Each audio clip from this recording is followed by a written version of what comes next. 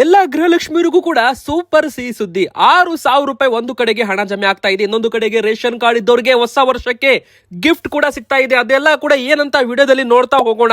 So ವಿಡಿಯೋನ ಪೂರ್ತಿಯಾಗಿ ಕೊನೆ ತನಕ ನೋಡಿ. ಗೃಹಲಕ್ಷ್ಮಿಯರಿಗೆ ಯಾರಿಗೆಲ್ಲ ಹಣ ಬಂದಿಲ್ಲ ನೋಡಿ, ಅವರಿಗೂ ಕೂಡ ಈಗ ಹಣ ಜಮೆ ಆಗ್ತಾ ಇದೆ. 3 ತಿಂಗಳ ಹಣ ಜಮೆ ಆಗಲು ಶುರುವಾಗ್ತಾ ಇದೆ. ವೀಕ್ಷಕರೇ, ಗೃಹಲಕ್ಷ್ಮಿಯವರು ವಿಡಿಯೋ ಪೂರ್ತಿಯಾಗಿ ನೋಡಿ.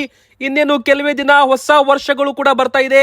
ಅದೇ ತರ 2026 ಹೊಸ ವರ್ಷಕ್ಕೆ ಅನ್ನಭಾಗ್ಯ ಫಲಾನುಭವಿಗಳಿಗೆ ಒಂದು ಬಂಪರ್ ಸಿಹಿ ಸುದ್ದಿ ಅಂತ ಹೇಳ್ಬಹುದು. ಏನಪ್ಪಾ ಬಂಪರ್ ಸಿಹಿ ಸುದ್ದಿ ಅಂತ ಕೇಳ್ತೀರಾ? ವಿಡಿಯೋನ ನೋಡಿ ಗೊತ್ತಾಗುತ್ತೆ. ಇನ್ನು ಬಂಗಾರದ ಬೆಲೆ ಹೊಸ ವರ್ಷಕ್ಕೆ ಇಳಿಕೆ ಆಗುತ್ತಾ, ಏರಿಕೆ ಆಗುತ್ತಾ, ಇದ್ರ ಬಗ್ಗೆನೂ ಕೂಡ ಒಂದು ದೊಡ್ಡ ಬ್ರೇಕಿಂಗ್ ನ್ಯೂಸ್ ಸದ್ಯಕ್ಕೆ ಬರ್ತಾ ಇದೆ. ಎಲ್ಲಾ ಆಭರಣ ಪ್ರಿಯರು, ಬಂಗಾರ ಖರೀದಿ ಮಾಡಲು ಪ್ಲಾನ್ ಮಾಡಿದವರು ಕೂಡ ವಿಡಿಯೋನ ಪೂರ್ತಿಯಾಗಿ ನೋಡ್ತಾ ಇರಿ. ಇನ್ನು ರಾಜೀವ್ ಗಾಂಧಿ ವಸತಿ ಯೋಜನೆ ಆಗಿರ್ಬೋದು, ಆವಾಸ್ ಯೋಜನೆ ಆಗಿರ್ಬೋದು, ವೀಕ್ಷಕರೇ ಮನೆಗಳ ಯೋಜನೆಗಳ ಬಗ್ಗೆನೂ ಕೂಡ ಒಂದು ಅಪ್ಡೇಟ್ ಇಲ್ಲಿ ಬಂದಿದೆ. ಯಾರೆಲ್ಲ ಮನೆಗಳ ಯೋಜನೆಗಳ ಬಗ್ಗೆ ಅಪ್ಡೇಟ್ ನೋಡ್ತಾ ಇದ್ರಿ, ಅವರಿಗೂ ಕೂಡ ಬ್ರೇಕಿಂಗ್ ನ್ಯೂಸ್ ಸದ್ಯಕ್ಕೆ ಬರ್ತಾ ಇರುವಂತದ್ದು. ವೀಕ್ಷಕರೇ, ವಿಡಿಯೋನ ಪೂರ್ತಿಯಾಗಿ ನೋಡ್ತಾ ಇರಿ, ಹಾಗೆ ಲೈಕ್ ಕೂಡ ಮಾಡ್ತಾ ಇರಿ. ಇನ್ನು ಸಾಲ ಮಾಡಿದವರಿಗೆ ಬಂಪರ್ ಸಿಹಿ ಸುದ್ದಿ. ಹೌದು, ಏನಪ್ಪಾ ಬಂಪರ್ ಸಿಹಿ ಸುದ್ದಿ ಅಂತ ಕೇಳ್ತೀರಾ? ಯಾವುದೇ ರೀತಿ ಸಾಲ ಆಗಿರ್ಬೋದು, ವಾಹನ ಸಾಲ, ಗೃಹ ಸಾಲ, ಮನೆ ಮೇಲೆ ಸಾಲ, ಎಲ್ಲ ಒಂದು ಸಾಲಗಾರರಿಗೂ ಕೂಡ ಒಂದು ಸಿಹಿ ಸುದ್ದಿ ಇಲ್ಲಿ ಸದ್ಯಕ್ಕೆ ಬಂದಿರುವಂತದ್ದು. ವೀಕ್ಷಕರೇ, ಇನ್ನು ನೀವು ಕೂಡ ಮೊಬೈಲ್ ಫೋನ್ ಬಳಕೆ ಮಾಡ್ತಾ ಇದ್ರೆ, ವಾಟ್ಸ್ಆಪ್ ಬಳಕೆ ಮಾಡ್ತಾ ಇದ್ರೆ, RTO ಈ ಚಲನ್ ಎಂಬುವ ಒಂದು ಅಪ್ಲಿಕೇಶನ್ ನಿಮಗೆ ವಾಟ್ಸ್ಆಪ್ ಅಲ್ಲಿ ಬಂದ್ರೆ ಅದನ್ನ ಡೌನ್ಲೋಡ್ ಮಾಡಬೇಡಿ. ಅದು ಏನಾದ್ರೂ ಡೌನ್ಲೋಡ್ ಮಾಡಿದ್ರೆ ನಿಮ್ಮ ಖಾತೆ ಖಾಲಿ ಆಗುತ್ತೆ ಅಂತ ಹುಷಾರಾಗಿರಿ. ವೀಕ್ಷಕರೇ, ಬನ್ನಿ ಈಗ ಮತ್ತೊಂದು ದೊಡ್ಡ ಬ್ರೇಕಿಂಗ್ ನ್ಯೂಸ್ ಏನಂತ ನೋಡೋಣ. ಗೃಹಲಕ್ಷ್ಮಿಯರಿಗೆ ಮೊದಲಿಗೆ ಒಂದು ಬಂಪರ್ ಸಿಹಿ ಸುದ್ದಿ ಬಂದಿದೆ. ವಿಡಿಯೋನ ಬೇಗನೆ ಎಲ್ಲರೂ ಕೂಡ ಲೈಕ್ ಮಾಡಿ. ರೇಷನ್ ಕಾರ್ಡ್ ಇದ್ದವರು, ಗೃಹಲಕ್ಷ್ಮಿಯವರು, ಹಾಗೆ ನಿಮ್ಮ ಊರಿನ ಹೆಸರನ್ನು ಕೂಡ ಕಮೆಂಟ್ ಮಾಡಿ. ಹೌದು, ನಿಮ್ಮ ಕಮೆಂಟ್ ಇಂದ ಉತ್ತಮ ಫೀಡ್ಬ್ಯಾಕ್ ಸಿಗುತ್ತೆ ಎಲ್ಲರಿಗೂ ಕೂಡ. ನಿಮಗೆ ಆಗಸ್ಟ್ ತಿಂಗಳವರೆಗೂ ಹಣ ಬಂದಿದೆಯಾ ಅಥವಾ ಜುಲೈ ತಿಂಗಳವರೆಗೂ ಮಾತ್ರ ಹಣ ಬಂದಿದೆಯಾ ನಮಗೆ ಕಮೆಂಟ್ ಅಲ್ಲಿ ತಿಳಿಸಿ. ಹಾಗೆ ಚಾನಲ್ಗೆ ಸಬ್ಸ್ಕ್ರೈಬ್ ಕೂಡ ಮಾಡಿ. ಎಲ್ಲ ಗೃಹಲಕ್ಷ್ಮಿಯರಿಗೂ ಒಂದು ರಿಕ್ವೆಸ್ಟ್ ಅಂದ್ರೆ ಪ್ರತಿಯೊಬ್ಬರು ಕೂಡ ಕಮೆಂಟ್ ಮಾಡಿ. ಎದಕ್ಕಂದ್ರೆ ನಿಮ್ಮ ಕಮೆಂಟ್ ಇಂದ ಎಲ್ಲರಿಗೂ ಕೂಡ ಉತ್ತಮ ಫೀಡ್ಬ್ಯಾಕ್ ಸಿಗುತ್ತೆ. ಹಾಗೆ ನಿಮ್ಮ ಒಂದು ಊರಿನ ಹೆಸರನ್ನು ಕೂಡ ಕಮೆಂಟ್ ಮಾಡೋದ್ರಿಂದ ಯಾವ ಊರಿಗೆ ಹಣ ಬಂದಿದೆ, ಯಾವ ಊರಿಗೆ ಬಂದಿಲ್ಲ ಎಲ್ಲ ಕೂಡ ಗೊತ್ತಾಗುತ್ತೆ ನಮಗೂ ಕೂಡ. ಇಲ್ಲಿ ಸರ್ಕಾರದಿಂದ ಬಂದಿರೋ ಅಪ್ಡೇಟ್ ನಾವು ನಿಮಗೆ ಹೇಳಲಿದ್ದೇವೆ.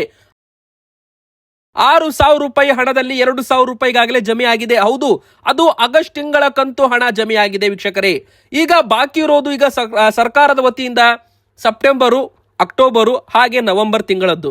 ವೀಕ್ಷಕರೇ, ಇಲ್ಲಿ ನವೆಂಬರ್ ತಿಂಗಳದ್ದು ಸದ್ಯಕ್ಕೆ ಬಿಡುಗಡೆನೂ ಇಲ್ಲ ಈ ವರ್ಷ. ಅದು ಅಂದ್ರೆ ಡಿಸೆಂಬರ್ ಕೊನೆವರೆಗೂ ಕೂಡ ಅಪ್ಡೇಟ್ ಇಲ್ಲಿ ನಿಮಗೆ ಬರಲ್ಲ. ಸೆಪ್ಟೆಂಬರ್ ಹಾಗೂ ಅಕ್ಟೋಬರ್ ತಿಂಗಳ ಹಣ ಇನ್ನೂ ಕೆಲವು ದಿನಗಳಲ್ಲಿ ನಿಮ್ಮ ಖಾತೆಗೆ ಜಮೆ ಆಗುತ್ತೆ. ಹೌದು, ಈಗಾಗಲೇ ಎಲ್ಲಾ ಗೃಹಲಕ್ಷ್ಮಿಯರಿಗೆ ಆಗಸ್ಟ್ ತಿಂಗಳವರೆಗೂ ಹಣವನ್ನ ಹಾಕಲಾಗಿದೆ. ಈಗ ಬಾಕಿ ಇರೋದು ಅಂದ್ರೆ ಸೆಪ್ಟೆಂಬರ್ ತಿಂಗಳದ್ದು, ಅದು ಕೂಡ ಜಮೆ ಆಗೋದು ಶುರು ಆಗ್ತಾ ಇದೆ. ಅಂದ್ರೆ ಇಲ್ಲಿ ಸೆಪ್ಟೆಂಬರ್ ತಿಂಗಳ ಹಣ ಇದೇ ಒಂದು 15ರಿಂದ 18ನೇ ತಾರೀಕಿನ ಒಳಗೆ ಗೃಹಲಕ್ಷ್ಮಿಯರ ಖಾತೆಗೆ ಜಮೆ ಆಗೋದು ಗ್ಯಾರಂಟಿ ಅಂತ ಇಲ್ಲಿ ಹೇಳ್ಬಹುದು. ಈಗಾಗಲೇ 2 ತಿಂಗಳ ಅಂದ್ರೆ 2 ಕಂತಿನ ಹಣವನ್ನ ಶೀಘ್ರದಲ್ಲೇ ಬಿಡುಗಡೆ ಮಾಡಲಾಗುತ್ತೆ ಅಂತ ಹೇಳಿಕೆಯನ್ನ ಕೊಟ್ಟಿದ್ದು. ಈಗಾಗಲೇ ಅದು ಒಂದು ಹೇಳಿಕೆ ಕೊಟ್ಟು 8ರಿಂದ 9 ದಿನ ಕಳೆದು ಹೋಗಿದೆ. ಈಗ ಹಣ ಈಗಾಗಲೇ ಬಿಡುಗಡೆ ಆಗಿರುತ್ತೆ.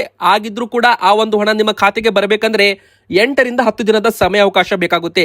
ಗ್ರಾಮ ಪಂಚಾಯತ್ ಆಗಿರ್ಬೋದು, ಮತ್ತೆ ಇಲ್ಲಿ ಜಿಲ್ಲಾ ಪಂಚಾಯತ್, ತಾಲೂಕ್ ಪಂಚಾಯತ್ ಮೂಲಕ ಹಣ ಹಾಸು ಬರಬೇಕಂದ್ರೆ ಸ್ವಲ್ಪ ಇಲ್ಲಿ ತಡವಾಗುತ್ತೆ ಅಂತ ಮೊದಲೇ ಇಲ್ಲಿ ಎಲ್ಲರಿಗೂ ಕೂಡ ಗೊತ್ತಿದೆ. ಸೊ ಇಲ್ಲಿ ಈಗಾಗಲೇ ಹಣವನ್ನ ಬಿಡುಗಡೆ ಮಾಡಲಾಗಿದ್ರು ಕೂಡ 15ರಿಂದ 18ನೇ ತಾರೀಕಿನ ಒಳಗೆ ನಿಮಗೆ ಸೆಪ್ಟೆಂಬರ್ ತಿಂಗಳ ಹಣ ಬರುತ್ತೆ. ಅದೇ ತರ ಈ ಒಂದು ತಿಂಗಳು ಮುಗಿಯೋದ್ರ ಒಳಗೆ ಅಕ್ಟೋಬರ್ ತಿಂಗಳ ಹಣವು ಕೂಡ ಜಮೆ ಆಗುತ್ತೆ. ನಂತರ ಬಾಕಿ ಉಳಿಯೋದು ಏನಪ್ಪಾ ಅಂದ್ರೆ ನವೆಂಬರ್ ತಿಂಗಳದ್ದು ಹಾಗೂ ಡಿಸೆಂಬರ್ ತಿಂಗಳದ್ದು ಮಾತ್ರ. ಅಂದ್ರೆ ಎಲ್ಲಾ ಗೃಹಲಕ್ಷ್ಮಿಯರಿಗೆ ಈ ಒಂದು ಕಂತು ಕ್ಲಿಯರ್ ಆಗಲಿದೆ. ಆಗಸ್ಟ್, ಸೆಪ್ಟೆಂಬರ್, ಅಕ್ಟೋಬರ್ ಈ 3 ಕಂತಿನ ಹಣ ಈ ಒಂದು ಡಿಸೆಂಬರ್ ಕೊನೆಯ ವಾರದೊಳಗೆ ಎಲ್ಲ ಕೂಡ ಜಮೆ ಆಗೋ ನಿರೀಕ್ಷೆ ಇದೆ ಅಂತಾನೂ ಕೂಡ ಇಲ್ಲಿ ಹೇಳ್ಬೋದು. ಇನ್ನು ಎಲ್ಲಾ ಗೃಹಲಕ್ಷ್ಮಿಯರಿಗೂ ಕೂಡ ಬಂಪರ್ ಸಿಹಿ ಸುದ್ದಿ ಏನಪ್ಪಾ ಅಂದ್ರೆ ಸೊಸೈಟಿ ಸಂಘವೂ ಕೂಡ ಗೃಹಲಕ್ಷ್ಮಿ ಬ್ಯಾಂಕ್ ಕೂಡ ಪ್ರಾರಂಭವಾಗುತ್ತೆ. ಆದ್ರೆ ಈ ಒಂದು ಗೃಹಲಕ್ಷ್ಮಿ ಸಂಘದ ಮೂಲಕ 30,000 ರೂಪಾಯಿ ಅಂದ್ರ 3 ಲಕ್ಷ ರೂಪಾಯಿವರೆಗೂ ಕಡಿಮೆ ಬಡ್ಡಿ ದರದಲ್ಲಿ ಗೃಹಲಕ್ಷ್ಮಿಯರಿಗೆ ಸಾಲ ಸೌಲಭ್ಯ ಮಾಡಿಕೊಡಲಾಗುತ್ತೆ. ಆದ್ರೆ ಇಲ್ಲಿ ಕೆಲವು ಕಂಡೀಷನ್ ಇರುವಂತದ್ದು. ಆ ಒಂದು ಕಂಡೀಷನ್ ಏನಪ್ಪಾ ಅಂದ್ರೆ 1,000 ರೂಪಾಯಿ ಪಾವತಿ ಮಾಡಿ ಮೆಂಬರ್ಶಿಪ್ ಆಗಬೇಕು. ಎರಡನೇದಾಗಿ 200 ರೂಪಾಯಿ ಪ್ರತಿ ತಿಂಗಳು ಅದರಲ್ಲಿ ಡೆಪಾಸಿಟ್ ಮಾಡಬೇಕು. 6 ತಿಂಗಳು ಸರಾಸರಿ ಬ್ಯಾಲೆನ್ಸ್ ಮೇಂಟೈನ್ ಮಾಡಬೇಕು ಅಂತ ಹೇಳಲಾಗಿದೆ. ಈ ತರ ನೀವೇನಾದ್ರೂ ಮಾಡಿದ್ದೆ ಆದಲ್ಲಿ 6 ತಿಂಗಳ ನಂತರ ಯಾರು ಮೊದಲು ಮೆಂಬರ್ಶಿಪ್ ತಗೊಂಡಿರ್ತಾರ ನೋಡಿ, ಅವರಿಗೆ ಮೊದಲು ಆದ್ಯತೆಯನ್ನ ಕೊಡಲಾಗುತ್ತಂತೆ. ಮತ್ತೆ ಈ ಒಂದು ಗೃಹಲಕ್ಷ್ಮಿ ಸಂಘವು ಕೂಡ ಓಪನ್ ಆಗ್ತಾ ಇದ್ದಂತೆ 30 ದಿನ, 60 ದಿನ, 90 ದಿನ ಅಂದ್ರೆ 90 ದಿನದ ಒಳಗಡೆ ಯಾರೆಲ್ಲ ಮೆಂಬರ್ಶಿಪ್ ಆಗ್ತೀರಾ ಅವರಿಗೆ ಮೊದಲು ಆದ್ಯತೆ ಕೊಡಲಾಗುತ್ತೆ. ಇದನ್ನ ಓಪನ್ ಇಡಲ್ಲ. ಯಾವಾಗ ಮತ್ತೆ ಗೃಹಲಕ್ಷ್ಮಿ ಸಂಘ ಮೆಂಬರ್ಶಿಪ್ ಯಾವಾಗ ಕ್ಲೋಸ್ ಆಗುತ್ತೆ ಅದು ಕೂಡ ಹೇಳಕ್ ಬರಲ್ಲ. ಸೊ ಆದಷ್ಟು ಬೇಗನೆ ನೀವು ಕೂಡ ಮೆಂಬರ್ಶಿಪ್ ತಗೋಬಹುದು. ಚಾಲನೆ ಬರ್ತಾ ಇದ್ದಂತೆ. ಬನ್ನಿ ಈಗ ಮತ್ತೊಂದು ದೊಡ್ಡ ಬ್ರೇಕಿಂಗ್ ನ್ಯೂಸ್ ಏನಂತ ನೋಡೋಣ. ಅನ್ನಭಾಗ್ಯ ಫಲಾನುಭವಿಗಳಿಗೆ 2026 ಜನವರಿಯಲ್ಲಿ ಅಂದ್ರೆ ಹೊಸ ವರ್ಷಕ್ಕೆ ಗಿಫ್ಟ್ ಅಂತಾನೆ ಹೇಳ್ಬಹುದು. ಅನ್ನಭಾಗ್ಯ ಅಕ್ಕಿ ಜೊತೆಗೆ ಇಂದಿರಾ ಕಿಟ್ಟು, ಇದರಲ್ಲಿ ತೊಗರಿಬೇಳೆ, ಅಡುಗೆ ಎಣ್ಣೆ, ಉಪ್ಪು, ಸಕ್ಕರೆ ಇರಲಿದೆ ಅಂತ ಹೇಳ್ಬೋದು. ಪೌಷ್ಟಿಕ ಅನ್ನಭಾಗ್ಯ ಯೋಜನೆ, ಹೌದು ವೀಕ್ಷಕರೇ, ಅನ್ನಭಾಗ್ಯ ಯೋಜನೆಯಲ್ಲಿ ಬದಲಾವಣೆ ಮಾಡಲು ಈಗಾಗಲೇ ಸರ್ಕಾರ ತೀರ್ಮಾನ ಮಾಡಿದೆ. ಅಧಿಕೃತವಾಗಿ ಘೋಷಣೆ ಕೂಡ ಮಾಡಲಾಗಿದ್ದು, ಹೊಸ ವರ್ಷಕ್ಕೆನೆ ಅಂದ್ರೆ ಇದೇ ಒಂದು 2026 ಜನವರಿ 10ನೇ ತಾರೀಕಿನ ಒಳಗಡೆ ಅನ್ನಭಾಗ್ಯ ಫಲಾನುಭವಿಗಳಿಗೆ ಹೊಸ ವರ್ಷಕ್ಕೆ ಗಿಫ್ಟ್ ಅನ್ನೋ ರೀತಿಯಲ್ಲಿ ಇಂದಿರಾ ಕಿಟ್ ಅನ್ನ ವಿತರಣೆ ಮಾಡಲು ಈಗಾಗಲೇ ಕರ್ನಾಟಕ ಸರ್ಕಾರದಿಂದ ತೀರ್ಮಾನ ಮಾಡಲಾಗಿದೆ. ಸಂಕ್ರಾಂತಿ ಹಬ್ಬದ ಒಳಗೆ ಇಂದಿರಾ ಕಿಟ್ಟು ವಿತರಣೆ ಆಗಲಿದೆ ಅಂತಾನೂ ಕೂಡ ಇಲ್ಲಿ ಹೇಳ್ಬೋದು. ಅನ್ನಭಾಗ್ಯ ಯೋಜನೆಯಡಿಯಲ್ಲಿ 5 ಕೆಜಿ ಅಕ್ಕಿ, ಕರ್ನಾಟಕ ಸರ್ಕಾರದ್ದು 5 ಕೆಜಿ ಅಕ್ಕಿ ಬಂದಾಗುತ್ತೆ. ಅಕ್ಕಿ ಬದಲಾಗಿ ಇಂದಿರಾ ಕಿಟ್ ವಿತರಣೆ ಮಾಡಲಾಗುತ್ತೆ. ಹಾಗಾದ್ರೆ ಅಕ್ಕಿ ಸಿಗಲ್ವಾ? ಅಕ್ಕಿ ಸಿಗುತ್ತೆ 5 ಕೆಜಿ. ಅದು ಕೇಂದ್ರ ಸರ್ಕಾರದ ಅನ್ನ ಯೋಜನೆ ಮೂಲಕ ಸಿಗಲಿದೆ. ಆದ್ರೆ ಕರ್ನಾಟಕ ಸರ್ಕಾರದ ಮೂಲಕ ಇಲ್ಲಿ ಪೌಷ್ಟಿಕಾಂಶ ಆಹಾರ ಕಿಟ್, ಇಂದಿರಾ ಕಿಟ್ ಅನ್ನ ವಿತರಣೆ ಮಾಡಲಾಗುತ್ತೆ. ಇದರಲ್ಲಿ ಅಕ್ಕಿ ಇಲ್ಲ, ಅದರ ಬದಲಾಗಿ ಅಡುಗೆ ಎಣ್ಣೆ, ಉಪ್ಪು, ಸಕ್ಕರೆ, ತೊಗರಿ ಬೇಳೆ ಇರಲಿದೆ. ಹೆಸರು ಕಾಳು ಕೂಡ ವಿತರಣೆ ಮಾಡಲಾಗುತ್ತೆ ಅಂತ ಹೇಳಲಾಗಿತ್ತು. ಆದರೆ ನಂತರ ಹೆಸರು ಕಾಳು ವಿತರಣೆ ಸದ್ಯಕ್ಕೆ ಇಲ್ಲ. ಹೆಸರು ಕಾಳಿನ ಬದಲಾಗಿ ಹೆಚ್ಚುವರಿ ತೊಗರಿ ಬೇಳೆಯನ್ನೇ ವಿತರಣೆ ಮಾಡಲಾಗುತ್ತೆ ಅಂತಾನೂ ಕೂಡ ಹೇಳಲಾಗಿದೆ. ಮತ್ತೊಂದು ಬ್ರೇಕಿಂಗ್ ನ್ಯೂಸ್ ಏನಪ್ಪಾ ಅಂದ್ರೆ, ಇಂದಿರಾ ಕಿಟ್ ವಿತರಣೆ ಆಗಿರಲಿ ಅಥವಾ ಅನ್ನಭಾಗ್ಯ ಯೋಜನೆಯಲ್ಲಿ ಅಕ್ಕಿ ಆಗಿರಲಿ, ಯಾರಾದ್ರೂ ಪಡಿತರ ಚೀಟಿದಾರರು, ಗ್ರಾಹಕರು ಯಾರಾದ್ರೂ ಕಾಳಸಂತೆಯಲ್ಲಿ ಮಾರಾಟ ಮಾಡಿದಲ್ಲಿ ಅವರ ವಿರುದ್ಧ ಕ್ರಮ ತೆಗೆದುಕೊಳ್ಳಲಾಗುತ್ತೆ, ಅವರಿಗೆ ದಂಡ ಹಾಕಲಾಗುತ್ತೆ. ಜೊತೆಗೆ ಅವರ BPL ಕಾರ್ಡು ಕೂಡ ರದ್ದು ಮಾಡಲಿದ್ದಾರಂತೆ. ವೀಕ್ಷಕರೇ, ಇದು ನಾವು ಹೇಳ್ತಾ ಇಲ್ಲ, ಖುದ್ದು ಈಗಾಗಲೇ ಒಂದು ಆಹಾರ ಸಚಿವರು KH ಮುನಿಯಪ್ಪ ಅವರು ಟ್ವೀಟ್ ಅನ್ನ ಮಾಡಿರುವಂತದ್ದು. ಅಕ್ರಮವಾಗಿ ಪಡಿತರ ಅಕ್ಕಿ ಸಂಗ್ರಹಣೆ ಮತ್ತು ಮಾರಾಟಕ್ಕೆ ಬ್ರೇಕ್ ಅಂತಾನೂ ಕೂಡ ಹೇಳಲಾಗ್ತಾ ಇದೆ. ಯಾರಾದ್ರೂ ಪಡಿತರ ಚೀಟಿದಾರರು ಇಂಥ ಕೆಲಸ ಮಾಡಿದ್ರೆ, ಹಣಕ್ಕೋಸ್ಕರ ಮಾರಾಟ ಮಾಡಿದ್ದೆ ಆದಲ್ಲಿ ಇಂದಿರಾ ಕಿಟ್ ಆಗಿರ್ಬೋದು, ಆಹಾರ ಅನ್ನಭಾಗ್ಯ ಯೋಜನೆ ಆಗಿರ್ಬೋದು, ಯಾರಾದ್ರೂ ಆ ಒಂದು ಹಣಕ್ಕೋಸ್ಕರ ಮಾರಾಟ ಮಾಡಿದ್ರೆ ಅವರ ವಿರುದ್ಧ ಕ್ರಮ ತೆಗೆದುಕೊಳ್ಳಲಾಗುತ್ತೆ. ಹಾಗೂ ಅವರು ಎಷ್ಟು ಮಾರಾಟ ಮಾಡಿರ್ತಾರೆ ಅಷ್ಟು ಪ್ರಮಾಣದಲ್ಲಿ ದಂಡವನ್ನು ಕೂಡ ಹಾಕಲಾಗುತ್ತೆ. ಹಾಗೆ ಅವರ ಕಾರ್ಡು ಕೂಡ ನಿಷ್ಕ್ರಿಯ ಮಾಡಲಾಗುತ್ತೆ ಅಂತ ಹೇಳಲಾಗಿದೆ. ಅವರಿಗೆ ಅನ್ನಭಾಗ್ಯ ಅಕ್ಕಿ ಮತ್ತೆ ಇಂದಿರಾ ಕಿಟ್ ಕೂಡ ಬಂದ್ ಆಗುತ್ತಂತೆ. ಸೊ ಎಚ್ಚರವಾಗಿರಿ. ಬನ್ನಿ ವೀಕ್ಷಕರೀಗ ಮತ್ತೊಂದು ದೊಡ್ಡ ಬ್ರೇಕಿಂಗ್ ನ್ಯೂಸ್ ಏನಂತ ನೋಡೋಣ. ಮನೆಗಳ ಯೋಜನೆಗಳ ಬಗ್ಗೆ. ಹೌದು, ಈಗಾಗಲೇ ನಿಮಗೆಲ್ಲ ಗೊತ್ತಿರೋ ಹಾಗೆ ನಮ್ಮ ಕರ್ನಾಟಕದಲ್ಲಿ ಇದೇ ಒಂದು 2026 ಡಿಸೆಂಬರ್ ಒಳಗೆ ಅಂದ್ರೆ 2026ನೇ ವರ್ಷದಲ್ಲಿ 2 ಲಕ್ಷ ಮನೆಗಳನ್ನ ನಿರ್ಮಾಣ ಮಾಡುವ ಗುರಿ ಇದೆ ಅಂತ ಮೊದಲೇ ನವೆಂಬರ್ ತಿಂಗಳಲ್ಲಿ ಜಮೀರ್ ಅಹಮದ್ ಖಾನ್ ಅವರು ವಸತಿ ಸಚಿವರು ಹೇಳಿಕೆಯನ್ನ ಕೊಟ್ಟಿದ್ರು. ಆ ಬಸವ ವಸತಿ ಯೋಜನೆ ಮೂಲಕ ಆಗಿರ್ಬೋದು ಅಥವಾ ರಾಜೀವ್ ಗಾಂಧಿ ವಸತಿ ಯೋಜನೆ ಮೂಲಕ ಆಗಿರ್ಬೋದು, PM ಆವಾಸ್ ಯೋಜನೆ ಅಡಿಯಲ್ಲಿ ಆಗಿರ್ಬೋದು. ವೀಕ್ಷಕರೇ, ಒಟ್ಟು ಕರ್ನಾಟಕದಲ್ಲಿ 2 ಲಕ್ಷ ಮನೆಗಳನ್ನ ನಿರ್ಮಾಣ ಮಾಡಲಾಗ್ತಾ ಇದೆ. ಇದರಲ್ಲಿ ಕೆಲವೊಂದು ಯೋಜನೆಗಳು ಯಾವ ತರ ಇದೆ ಅಂದ್ರೆ, ಸರ್ಕಾರವು ಕೂಡ ಸ್ವಲ್ಪ ಹಣ ಸಹಾಯ ಮಾಡುತ್ತೆ. ಇಲ್ಲಿ ಜನರು ಕೂಡ ಇಲ್ಲಿ ಸ್ವಲ್ಪ ಹಣವನ್ನ ಹಾಕಿ ಆ ಮನೆಗಳನ್ನ ತಗೋತಾ ಇದ್ರು. ಇಲ್ಲಿ ಟೋಕನ್ ಅಮೌಂಟ್ ಕೊಟ್ಬಿಟ್ಟು ಯಾರು ಇನ್ನೂ ಕೂಡ ಬಾಕಿ ಅಮೌಂಟ್ ಕೊಟ್ಟಿಲ್ಲ, ಬಾಕಿ ಹಣ ಕೊಟ್ಟಿಲ್ಲ, ಅವರು ಬೇಗನೆ ಪಾವತಿ ಮಾಡಬೇಕು. ಇಲ್ಲವಾದಲ್ಲಿ ಅವರಿಗೆ ಮನೆಗಳ ಒಂದು ವಿತರಣೆಯನ್ನ ರದ್ದು ಮಾಡಲಾಗುತ್ತೆ. ಅಂದ್ರೆ ಯಾರೆಲ್ಲ ಟೋಕನ್ ಅಮೌಂಟ್ ಕೊಟ್ಟು ಸರ್ಕಾರದ ಯೋಜನೆಗಳಲ್ಲಿ ಮನೆಗಳನ್ನ ಬುಕ್ ಮಾಡಿದ್ದಾರೆ, ನಂತರ ಬಾಕಿ ಇರುವ ಒಂದು ಹಣವನ್ನ, ಬಾಕಿ ಇರುವ ಒಂದು ಬ್ಯಾಲೆನ್ಸ್ ಅಮೌಂಟ್ ಅನ್ನ ಯಾರು ಪೇ ಮಾಡಿಲ್ಲ, ಯಾರು ಹಣವನ್ನ ಪಾವತಿ ಮಾಡಿಲ್ಲ, ಅವರು ಶೀಘ್ರದಲ್ಲೇ ಪಾವತಿ ಮಾಡಬೇಕು ಆ ಇಲಾಖೆಗೂ. ಇಲ್ಲವಾದಲ್ಲಿ ಅಂತವರ ಮನೆಗಳನ್ನ ವಿತರಣೆ ರದ್ದು ಮಾಡಲಾಗುತ್ತೆ. CM 1 lakh ಹೌಸಿಂಗ್ ಸ್ಕೀಮ್ ಅಂದ್ರೆ ಬೆಂಗಳೂರಲ್ಲಿ ಬಡವರಿಗೆ 1 ಲಕ್ಷ ಮನೆಗಳ ಯೋಜನೆ ಕೂಡ ಇದರಲ್ಲಿ ಒಂದು ಅಲೋಕೇಶನ್ ಕೂಡ ನಡೀತಾ ಇದೆ ಅಂತ ಹೇಳಲಾಗಿದೆ.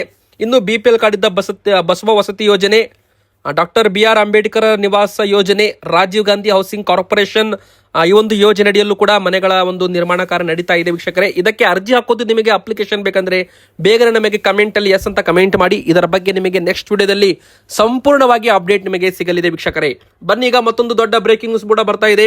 ಬಂಗಾರದ ಬೆಲೆಯಲ್ಲಿ ಏರಿಕೆ ಆಗಲಿದೆ ಅಂತೆ ಅಂತ ಇಲ್ಲಿ ನಾವು ಹೇಳ್ತಾ ಇಲ್ಲ, ಇದು ಈಗಾಗಲೇ ಒಂದು ಸ್ಟಡಿಯಲ್ಲಿ ಗೊತ್ತಾಗಿದೆ.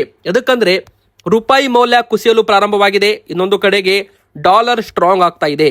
ಈಗ ಬಂಗಾರ ಇಂಪೋರ್ಟ್ ಮಾಡಬೇಕಂದ್ರೆ ಭಾರತ ಹೆಚ್ಚು ಬಂಗಾರಕ್ಕೆ ಪೇ ಮಾಡಬೇಕು. ಎದಕ್ಕಂದ್ರೆ $1ಗೆ ಈಗ 90 ರೂಪಾಯಿ ಆಗ್ತಾ ಇದೆ. ಹೀಗಾಗಿ ಬಂಗಾರಕ್ಕೆ ಇದು ಡಿಮ್ಯಾಂಡ್ ಬರೋ ಸಾಧ್ಯತೆ ಇರೋದ್ರಿಂದ ಬಂಗಾರ ಮತ್ತಷ್ಟು ಕಾಸ್ಟ್ಲಿ ಆಗ್ಬೋದು ಅಂತ ಇಲ್ಲಿ ತಜ್ಞರು ಹೇಳ್ತಾ ಇದ್ರು. ಆದ್ರೆ ಮತ್ತೆ 980 ರೂಪಾಯಿ ಬಂಗಾರದ ಬೆಲೆ ಇಳಿಕೆ ಆಗೋದ್ರ ಮೂಲಕ ಶಾಕ್ ಕೊಟ್ಟಿದೆ. 1,30,420 ರೂಪಾಯಿಂದ ಈಗ 1,29,440 ರೂಪಾಯಿ ಆಗಿದೆ. 10 ಗ್ರಾಮ್ 24 ಕ್ಯಾರೆಟ್ ಚಿನ್ನ. ಅದೇ ತರ ಬೆಳ್ಳಿ ದರವು ಕೂಡ 2 ಲಕ್ಷ ಗಡಿಯತ್ತ ಸಾಗಿತ್ತು. ಈಗ ಮತ್ತೆ 1,90,000 ರೂಪಾಯಿ 1 ಕೆಜಿ ಮೇಲೆ. 1 ಕೆಜಿ ಬೆಳ್ಳಿ ದರ ಈಗ 1,90,000 ರೂಪಾಯಿ, 1,000 ರೂಪಾಯಿ ಏರಿಕೆ ಆಗಿದೆ ಅಂತಾನೂ ಕೂಡ ಇಲ್ಲಿ ಹೇಳಲಾಗಿದೆ. ಆದ್ರೆ ಇಲ್ಲಿ ಕುಸಿಯುತ್ತಿರುವ ರೂಪಾಯಿ ಮೌಲ್ಯ ಮುಂದಿನ ಬರೋ ದಿನಗಳಲ್ಲಿ ಬಂಗಾರಕ್ಕೆ ಡಿಮ್ಯಾಂಡ್ ಕ್ರಿಯೇಟ್ ಮಾಡಬಹುದು ಅಂತಾನೂ ಕೂಡ ಇಲ್ಲಿ ತಜ್ಞರು ಹೇಳ್ತಾ ಇದ್ದಾರೆ. ಆದ್ರೆ ಬಂಗಾರ ಏರಿಕೆ ಆಗುತ್ತೋ ಇಳಿಕೆ ಆಗುತ್ತೋ ಇದೆಲ್ಲ ಕೂಡ ಇಂಟರ್ನ್ಯಾಷನಲ್ ಮಾರ್ಕೆಟ್ ಮೇಲೆ ಮತ್ತು ಡಿಮ್ಯಾಂಡ್ ಅಂಡ್ ಸಪ್ಲೈ ಮೇಲೆ ಡಿಪೆಂಡ್ ಆಗಿರೋದ್ರಿಂದ ಏನೂ ಕೂಡ ಎಕ್ಸಾಕ್ಟ್ ಆಗಿ ಹೇಳೋದಕ್ಕೆ ಬರಲ್ಲ. ಯಾವಾಗ ಯಾವ ಬೆಲೆ ಏರಿಕೆ ಆಗುತ್ತೆ, ಯಾವ ಬೆಲೆ ಇಳಿಕೆ ಆಗುತ್ತೆ ಅಂತ ಇಲ್ಲಿ ನಮಗೆ ಊಹೆ ಕೂಡ ಮಾಡೋಕ್ಕಾಗಲ್ಲ. ತಜ್ಞರು ಹೇಳಿರೋ ಮಾತು ಕೂಡ ಕೆಲವೊಮ್ಮೆ ಸುಳ್ಳಾಗುತ್ತೆ. ಆದರೂ ಕೂಡ ಕಾದು ನೋಡಬೇಕು. ನಿಮ್ಮ ಪ್ರಕಾರ ಬಂಗಾರ ಮತ್ತು ಬೆಳ್ಳಿ ದರ ಏರಿಕೆ ಆಗುತ್ತಾ ಇಳಿಕೆ ಆಗುತ್ತಾ, ನಿಮ್ಮ ಒಂದು ಅನಿಸಿಕೆ ಕಮೆಂಟ್ ಅಲ್ಲಿ ನಮಗೆ ನೀವು ತಿಳಿಸಬಹುದು ವೀಕ್ಷಕರೇ. ಈಗ ಬನ್ನಿ ಸಾಲಗಾರರಿಗೆ ಒಂದು ಬಂಪರ್ ಸಿಹಿ ಸುದ್ದಿ ಕೂಡ ಇಲ್ಲಿ ಬರ್ತಾ ಇದೆ. ಹೌದು, ಈಗಾಗಲೇ ನಿಮಗೆ ಗೊತ್ತಿರುವ ಹಾಗೆ RBI reserve bank of India repo rate 0.25% ಕಡಿಮೆ ಮಾಡಿದೆ. ಈ ಮೂಲಕ ರೆಪೋ ರೇಟ್ ಕಡಿಮೆ ಆದರೆ ಬಡ್ಡಿ ದರವು ಕೂಡ 0.25 ಬೇಸಿಸ್ ಪಾಯಿಂಟ್ ಇಳಿಕೆ ಆಗುತ್ತಂತೆ. ಅದೇ ತರ ನೀವೇನಾದ್ರೂ ಬ್ಯಾಂಕ್ನಲ್ಲಿ ಹಣ ಇಟ್ಟಿದ್ರೆ ಅಥವಾ ಫಿಕ್ಸ್ ಡಿಪಾಸಿಟ್ ಏನಾದರೂ ಮಾಡಿದ್ರೆ ಬ್ಯಾಂಕ್ನವರು ನಿಮಗೆ ಕೊಡ್ತಾ ಇರೋ ಬಡ್ಡಿ ಕೂಡ 0.25 ಬೇಸಿಸ್ ಪಾಯಿಂಟ್ ಕಡಿಮೆ ಆಗುತ್ತಂತೆ. ಈ ಮೂಲಕ ಗೃಹ ಸಾಲ, ವಾಹನ ಸಾಲ ಮತ್ತೆ ಪರ್ಸನಲ್ ಲೋನ್ ತೆಗೆದುಕೊಂಡವ್ರಿಗೂ ಕೂಡ ಇದು ಒಂದು ಬಂಪರ್ ಸಿಹಿ ಸುದ್ದಿ ಅಂತ ಹೇಳ್ಬೋದು. ಕಂಪೇರ್ ಮಾಡಿದರೆ FD ಇಟ್ಟವ್ರಿಗಿಂತ ಸಾಲ ಮಾಡಿದವರ ಸಂಖ್ಯೆನೇ ಜಾಸ್ತಿ ಇದೆ ಅಂತೆ ಭಾರತದಲ್ಲಿ. ಹೀಗಾಗಿ ಸಾಲಗಾರರಿಗೆ ಅಂದ್ರೆ ಇದು ವಾಹನ ಸಾಲ ಆಗಿರ್ಬೋದು, ಗೃಹ ಸಾಲವಾಗಿರ್ಬೋದು, ಎಲ್ಲ ಒಂದು ಇಂಟ್ರೆಸ್ಟ್ ರೇಟ್ಸ್ ಕೂಡ ಕಡಿಮೆ ಆಗ್ತಾ ಇದೆ. 0.25% ಕಡಿಮೆ ಮಾಡಲು ಬ್ಯಾಂಕುಗಳು ತೀರ್ಮಾನ ಮಾಡಿವೆ ಅಂತಾನೂ ಕೂಡ ಇಲ್ಲಿ ಹೇಳಲಾಗಿದೆ ವೀಕ್ಷಕರೇ. ಈಗಾಗಲೇ HDFC ಬ್ಯಾಂಕ್ ಆಗಿರ್ಬೋದು, ಅದೇ ತರ ಪಂಜಾಬ್ ನ್ಯಾಷನಲ್ ಬ್ಯಾಂಕ್ ಆಗಿರ್ಬೋದು, BOB ಬ್ಯಾಂಕ್ ಆಗಿರ್ಬೋದು, ಎಲ್ಲ ಬ್ಯಾಂಕುಗಳು ಕೂಡ ತನ್ನ ಒಂದು ಗೃಹ ಸಾಲದ ಬಡ್ಡಿಯನ್ನು ಇಳಿಕೆ ಮಾಡಿವೆ ಅಂತೆ. ಇವತ್ತಿಗೆ ಇಷ್ಟ ಆಗಿತ್ತು ವಿಡಿಯೋ. ಇಷ್ಟ ಆದರೆ ವಿಡಿಯೋಗೆ ಲೈಕ್ ಮಾಡಿ, ನಮ್ಮ ಚಾನಲ್ಗೆ ಸಬ್ಸ್ಕ್ರೈಬ್ ಆಗಿ, ನಿಮ್ಮ ಅನಿಸಿಕೆ ಕಮೆಂಟ್ ಮಾಡಿ.